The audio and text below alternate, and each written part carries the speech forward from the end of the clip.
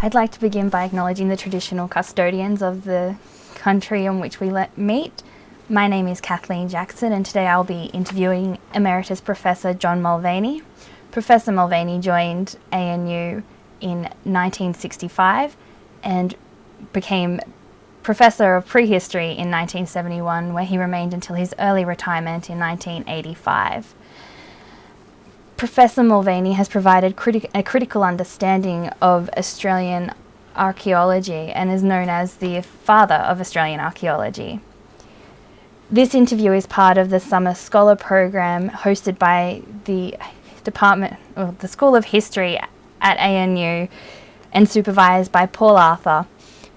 This interview is conducted on the 9th of January 2013 in the ANU Media Studio with the assistance of Jamie Gibson. Professor Mulvaney, would you mind just briefly describing what it was that you did throughout your career? Well, I had a fascinating and interesting life. I seem to have done what I'm interested in. I got interested in history at school. I did history at the university. And while there, I got interested in ancient world history, which then got me interested in archaeology, which then got me interested in why was there no archaeology in Australia. And in 1951, I went to the University of Cambridge with an ANU research scholarship, but they'd agreed to let me do a BA instead of a PhD. I think I'm probably the only one who had that privilege, and there I did what was called Stone Age archaeology. I learnt all the techniques of fieldwork and interpretation, and I came back to Australia. There were no jobs, so I went to a lectureship in ancient world history at Melbourne University for 10 years, but while there I was encouraged to do Australian fieldwork, so that I began fieldwork in actually an excavation at Fromm's Landing on the Murray River, South Australia in 1956. And although there had been excavations in Australia before, I can claim that I was the first person in Australia who was trained as an archaeologist to do archaeology. Some first-rate work had been done from some of the Australian museums, but the people who did it were not archaeologists, and they did very good work. So, okay, despite the fact that you were the first trained archaeologist in Australia, it seems that there was some quite serendipitous moments within your fieldwork, such as the carbon dating and Fromm's Landing. Would you be able to talk about that a bit? Well, my career, which, given that I graduated in 1953 and came back to Australia for 1954, the whole technique of radiocarbon dating had only been invented in around 1949, and results were just coming out in the early 50s. So my career is totally contemporary with the development of radiocarbon dating. So I was just very fortunate. I was also very fortunate in that the first archaeological site I dug was perfect for this application. Charles Mountford, a South Australian anthropologist, came to Melbourne in 1955, and I met him and I told him what I was looking for, a site where I could excavate, and he said he had just the place. If I'd come over to Adelaide, he'd take me out, and I did that in May 1955 in the vacation. I went to Adelaide and he took me out to this area known as Fromm's Landing. It's about 20 miles up river from Mannum, and there were a series of rock shelters there, and they just looked so ideal at the foot of the limestone cliffs by the river, with lots of green bushes all around. I said, this is the place, I'll work here. And that's where I started, and it turned out that I excavated two of the sites, two of the rock shelters. They went down to roughly 3 metres or so, which is quite phenomenal for a site in Australia to be as deep as that. They had great layers of human occupation with charcoal and animal remains, faunal remains, and lots of charcoal. So it was possible to have a stratified site. That is, the deeper you went, the layers were older. And I could prove this through radiocarbon dating. And it showed the site had been occupied by humans for roughly 5,000 years. Nowadays that doesn't sound very much, but at the time it was very important to document the last 5,000 years of human occupation. And the site proved richer than almost any sites dug.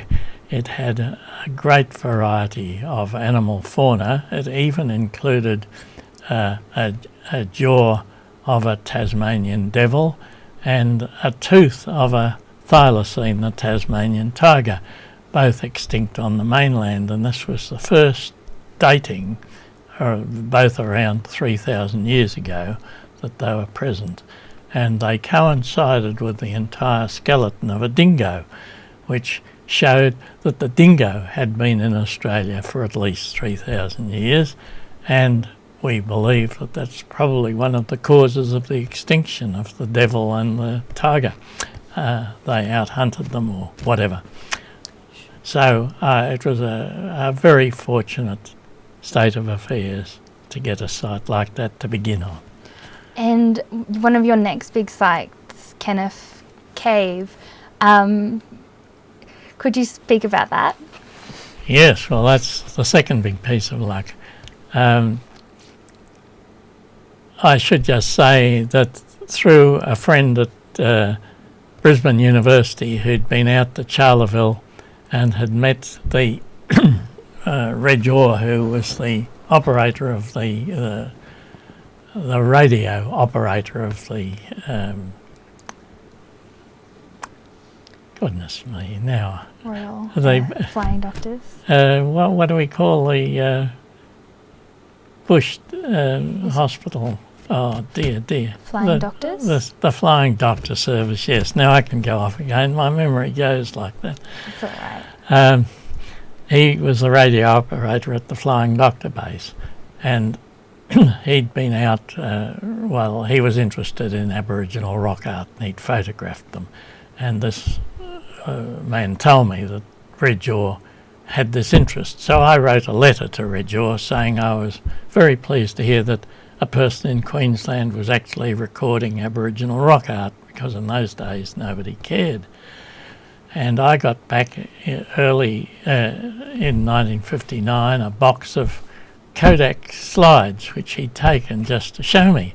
And I wasn't so much interested in the pictures as in the places where the rock art had been, because he was in caves and you could see the rock wall of the cave going right down below the floor, and a lovely level sandy floor. So I wrote to him and said if I were to come up there, would he take me out to, I named 3 places from his slides that I'd like to see. And fortunately I got a grant from the Nuffield Foundation at that time that allowed me to fly up to Charleville, and then he drove me out in a jeep. I took Bill Breen, a Melbourne student of mine, with me, and the 3 of us over a month's period did excavations in these 3 sites. And one of them, Keniff Cave, named after the Keniff brothers, who were bushrangers who were allegedly sheltered there.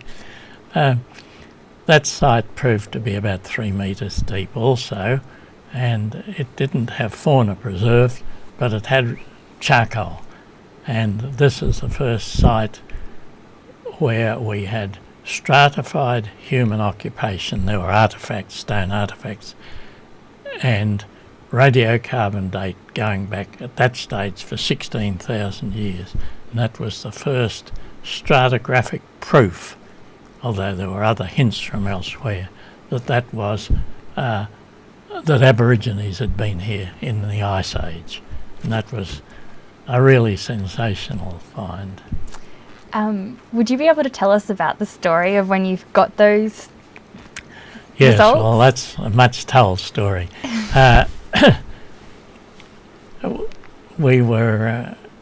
There were four of us, I think, on that excavation, and we were having our breakfast one morning. Reg Orr was on the Flying Doctor radio, and he got a telegram from my wife here in Canberra telling me that the radiocarbon dating, which samples we'd collected in 1960, this is 1962, the dating had arrived, and she sent me these dates. One of them was 16,000 years, and I just didn't believe it because the charcoal was so well preserved in this site that I hadn't expected to be so old. So I got Reg to send a telegram back to my wife querying the dates, and she was furious about this because she'd gone through an awful lot of trouble to get the message to us. And next morning, while I was eating my porridge, the message came through again that it was, and that was a really sensational feeling that we had this very early date that Aboriginal people, despite what many people, so-called experts, had told me in Melbourne that they hadn't been here long, they had. How did you balance your field work with your life in Canberra? It was very hard. I was fortunate enough to have 6 children, and they were all young in those days, and Canberra has a fairly severe winter, and in those days we had no internal heating, and of course it so happens that you can only do reasonable field work in a dry season. So I would either go to Queensland or up to Arnhem Land in the winter, so I'd find nice warm weather, leaving the family to the cruel Canberra cold without heating. And I felt that was fairly hard, and I limited myself to...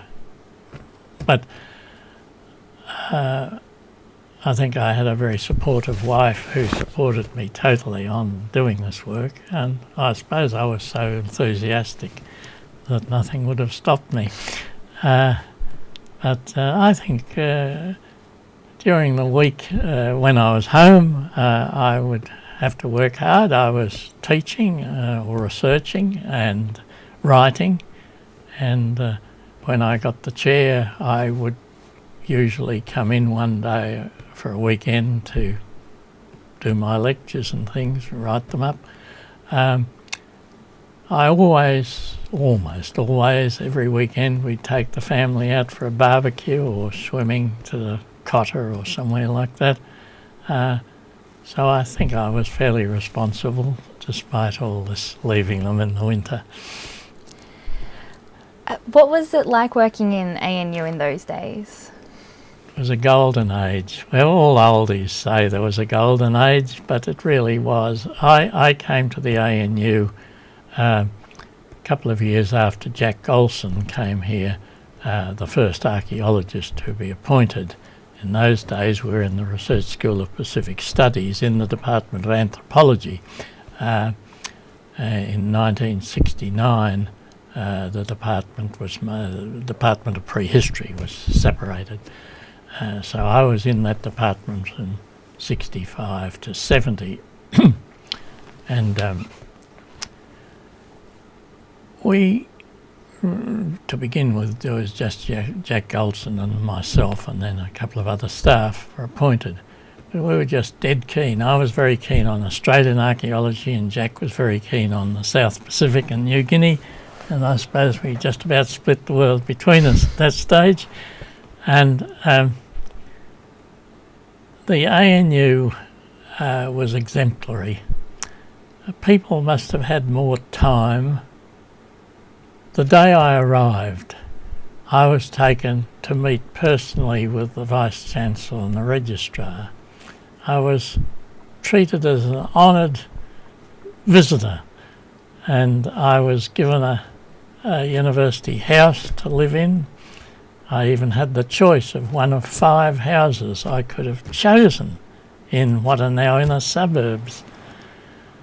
You had the option of purchasing the house from the university. They'd built 50 odd houses for senior staff, so we bought our house immediately because we had to build a dormitory wing to accommodate the family, and that was terribly fortunate. But within the university, one was trusted with funds in a way that by the time I retired, one was beginning to be not trusted. You had to write memos and sign forms, and I think that was the great strength of the university in the years I was doing this. Well, all the archaeologists are doing groundbreaking research. We were encouraged to do it. We'd go to the business manager of the Research School of Pacific Studies and say we want to go on fieldwork, and we'd write a budget. And that was right. That's all we'd have to do. I was doing work in Arnhem Land and at Port Essington, which was a remote place. At those days you could only get there by ship, by sea, or by air. So I was going there to supervise Jim Allen, who was going to do the archaeology of Port Essington. I'm talking about 1966. And so we chartered a Cessna to fly us, to land us on the beach, and it came back 17 days later and picked us up. And all I had to do was write a chit to the business manager, and all this was organised. And I didn't have to jump through any hoops. I was just trusted to do this. And I felt that was great. And then when I became professor in the arts faculty, each departmental head was allocated a sum of money, and again it was administered. It was assumed you'd do it honestly. Perhaps some didn't, I don't know, but again one dealt with the dean or the business manager, explained what you were wanting to do, and you did it. We even bought vehicles in this way. I just can't imagine nowadays how the system works, how enthusiasm of the kind that we all had at that stage in archaeology could be maintained, where you have to justify 10 times what you're going to do. Right. So with that enthusiasm, what would you say would be your, the highlight of your career? Well, I suppose I'd have to say 2. One was the morning when we got the Pleistocene Ice Age date at Keniff Cave. The other was most certainly in 1965, when I went around Arnhem Land, exploring the country in a sense, looking for Makassar, that is Indonesian, trepang fissure sites. All the early explorers talked about these people, and there's lots of documentation in the 19th century, but it sort of died away. I suppose there were lots of people up there who knew about this, but I decided that it would be a very interesting project because earlier work done on the Mountford's Arnhem Land expedition in 1948, Fred McCarthy of the Australian Museum had found what they thought was Chinese Ming period pottery on the mainland. So that enough was this Chinese contact with Australia. How did it get there? It wasn't Ming pottery, it turns out, anyway, but that's another story. But it was a great justification for going up there. So I again went on the commercial airlines, which in those days made weekly flights between mission and government stations around Arnhem Land. And I so scheduled my trip that I would spend a week at one place and a week at another. And I had clues from the literature where these sites might be. I didn't know what they were going to look like even. But I eventually found one on Entrance Island in the Amanangrida in Arnhem Land, just at the the mouth of the Liverpool River. And I landed on this little island, and there was a tamarind tree. That's an Indonesian plant. The Macassan fishermen brought the plant with them to flavour their food. The seeds got grown, strewn around, they grew, and it turns out they're the great marker for Macassan sites. And there was this spindly little tree, not a very good one, but all around the roots of it were ceramics. No more romantic than a broken flower pot, but it was not Australian pottery, it was Indonesian pottery. And then I found the next site I went to was at Anaroo Bay, further east in Arnhem Land, and there I found huge evidence for Macassans. And my student Campbell McKnight came the next year and did his PhD working on these sites, and it's now very extremely well known. It was Australia's first export trade, probably, before European occupation. And so I'd have to say that voyage of discovery, as it was tremendously exciting. Would you be able to discuss your stance on finders keepers? Yes. When I began work in Victoria, there were a number of Victorian people who collected Aboriginal stone artefacts, just as some people collect stamps or coins. They collected artefacts, and they went all round Victorian sites, went to New South Wales collecting. And it seemed to me that it was wrong in the first place for people to hold these things as their own private property, but secondly that they were denuding archaeological sites of their contents. Of course, they were going for the best things. They'd leave the drab things behind. So it was cherry picking of the sites. And it seemed to me that was wrong. And I started running a campaign in Victoria against this, and I was not very popular. There was a Victorian Anthropological Society, it's now called the Archaeological Society. But in those days, these people belonged there, and some of them were very astute people. S.R. Mitchell, Stan Mitchell, wrote a book called Stone Age Craftsman, which described this. So, in a sense, he wasn't a total vandal because he was recording what he did. But it was still all his stuff in his shed at Frankston. And I became secretary of the society in the 50s, and I got them to pass a motion at the meeting, at an executive meeting, that on our next field excursion, the things we found would be exhibited at the next meeting, then donated to the museum. And the treasurer of the society resigned on the spot, and in fact nothing ever came of this high resolution. But this was before any state had any legislation. Fred McCarthy had tried in 1938, the sesquicentenary, to get legislation in New South Wales to protect Aboriginal sites, but that was ignored.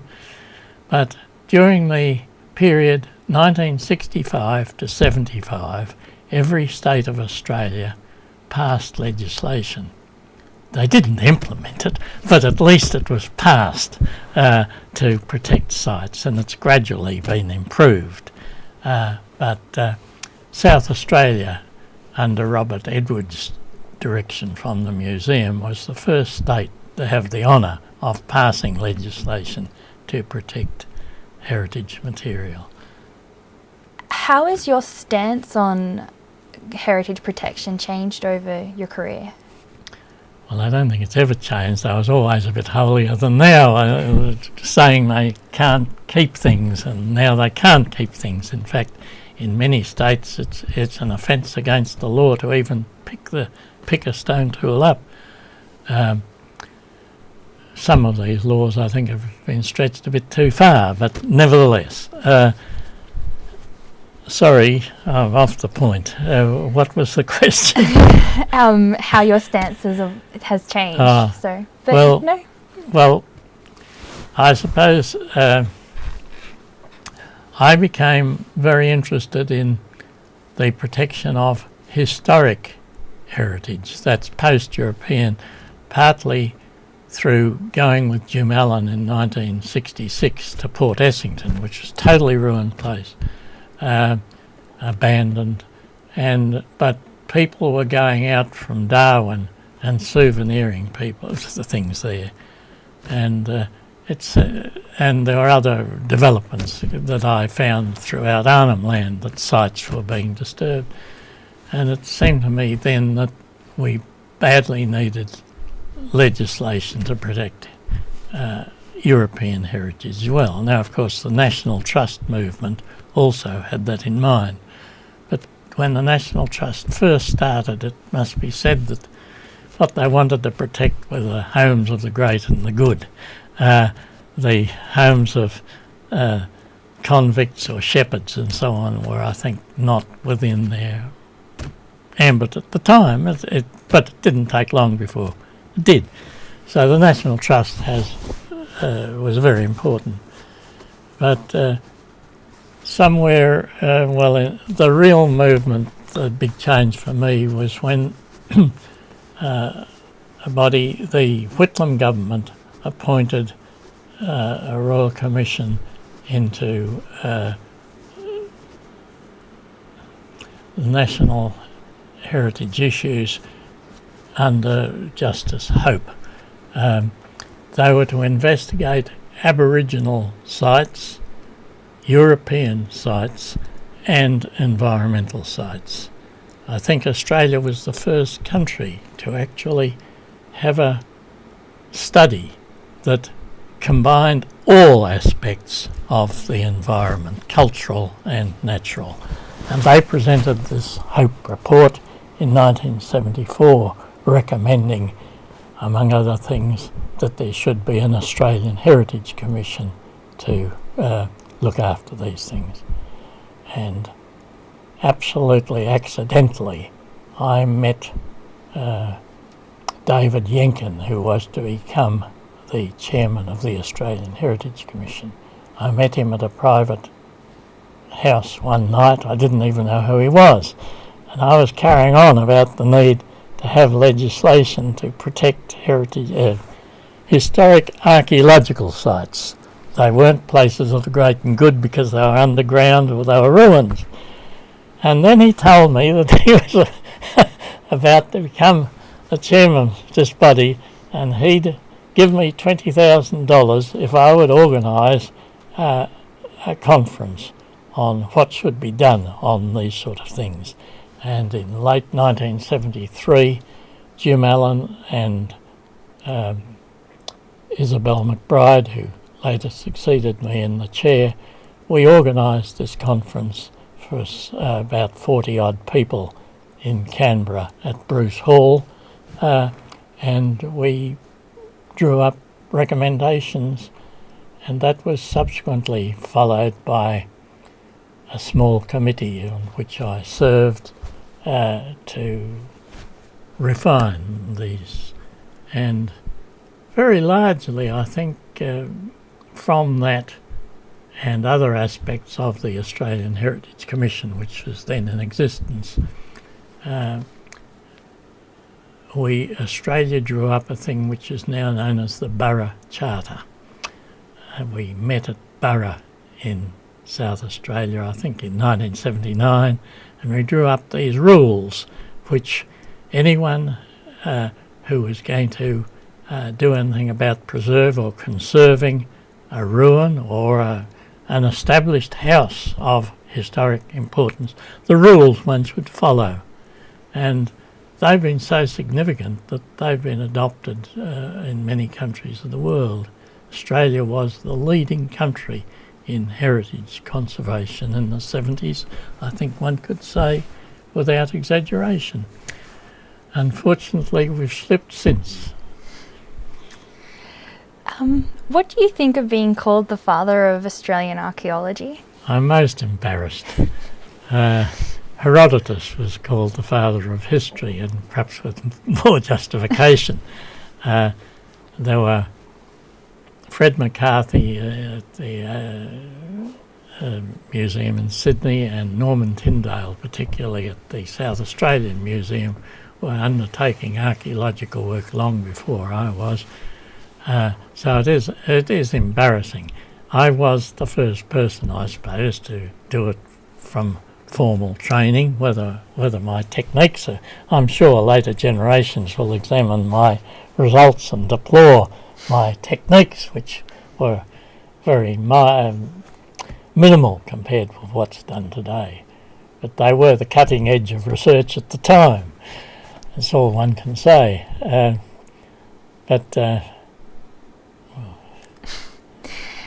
Do you think your career would have been possible in today's society, in modern day academia? My career might have been possible, but I would never have done it, because I would not have been able to work under the bureaucracy that undoubtedly all academics have to work under now. I just couldn't have stood it. That's why I took early retirement. Bureaucracy was already growing. So could you do it? It would be, because major archaeological work now is being done. The scale is just so different. When I think this is relevant to what you're asking. When I began, there was no funding for research in universities, or at least for the humanities. So when I started my fieldwork, I had only volunteers. I charged everybody who came, students as well, 10 shillings a day for their board and lodgings. We camped, but that provided the food. I had friends who lent me transport. I didn't even have a vehicle. I was penniless in those days, and if I didn't have supporting people, I wouldn't have done any work at all. My radiocarbon dating was done because I was able to cadge people to do them. Perhaps I should tell this amusing story. The first radiocarbon dates which I had submitted in 1956, Hallam Movius, an archaeologist at Harvard, was the coordinator for collecting archaeological samples for getting radiocarbon dates. Of course, I don't think he expected to have Australia thrown in, but I knew about this, and I suppose you'd call him patron, Dermot Casey, who was the brother of Lord Casey, our Governor-General, who in those days was the Minister for External Affairs, Minister for Foreign Affairs. Dermot Casey came on all my archaeological excavations because he was a trained archaeologist himself from working in England. And through him, we asked Lord Casey, would he, when he went to the United Nations as Australian Foreign Minister, take half a dozen radiocarbon samples with him? And he did, and he went and saw Hallam Movius, and of course Movius couldn't resist when the Australian Foreign Minister hands him samples, he had them done. So they were done for nothing. That was my Fromm's Landing site in South Australia. The next time, the Keniff Cave sites, I went to England in 1961 on study leave, and in my suitcase I took half a dozen samples with me, and because of my contacts in Cambridge, I was able to get two of the senior advisors to the National Physical Laboratory at Teddington in London to date my samples for nothing. So my two major sites were dated without any cost. Otherwise I wouldn't have been able to do it. Nowadays people get many dates, but they get huge grants. I mean, grants of up to $500,000 are possible. I had a grant of $3,000. That's the largest grant I ever got. That was from the Nuffield Foundation to cover 3 years. And that's how I worked at Keniff Cave in Queensland. Is there anything you would change in your career? That's a very sound question, isn't it? I probably not. I'm just terribly fortunate that I've had a career that I've loved. I was an historian. I enjoyed history. Gave me great fun. Archaeology was real fun, and it was exploration. And then after my retirement, I've gone back to writing history, and so I suppose there are some of the things I should have done. As a young lad, I got onto various committees. I was on the executive of the Australian Institute of Aboriginal and Torres Strait Islander Studies for 18 years. But I was overawed by some of the more senior anthropologists and members of the committee. I should have spoken out more and done things that I didn't. By the time I got onto the Heritage Commission, I'd become rude, and I didn't mind speaking out. I did speak my mind very strongly, and I was an Australian representative in Paris in 1977 at the World Heritage Committee meeting, which drew up the criteria for putting places on the World Heritage List. And I spoke very strongly to the French chairman of the committee, because as far as he was concerned, the only World Heritage properties amounted to European castles and cathedrals. And I had to really draw his attention to that in no uncertain way. Is there anything you'd like to say to future scholars in the field? Whatever discipline you choose, don't choose it unless you're interested. I think that's a very important thing. Don't choose it as a way of living. Okay. I think I've known many people in academic life who have done that because it's a way of living. And I haven't enjoyed it, and I don't think their students have enjoyed it. I think enthusiasm can be conveyed to students, and that is perhaps something I'd like to say. Nowadays, I see that you can do a degree entirely through the net. How the enthusiasm of a leading scholar in any discipline can be conveyed through the net or through a textbook, I cannot imagine. It's the personal contact that really matters. And that's why the tutoring system, which traditionally would have about 10 students. At Cambridge and Oxford it's 1-to-1, but as modified in Australia it was about 10.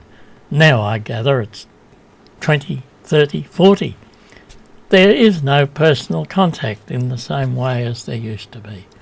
And as many people will say, this is just an old man ranting about how it's good in the old days, but it's cutting out the personal contact.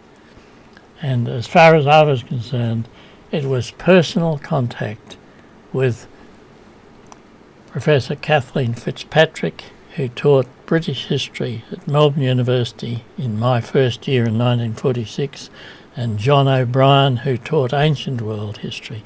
They were the two dramatic influences on me. If I hadn't attended their classes, I'd have never have been an historian, and I'd never have been an archaeologist if it hadn't been for John O'Brien's influence. Here he was, a classical historian, really encouraging me to do work in Australia. Why would I do that on a net? Okay. Thank you for your time.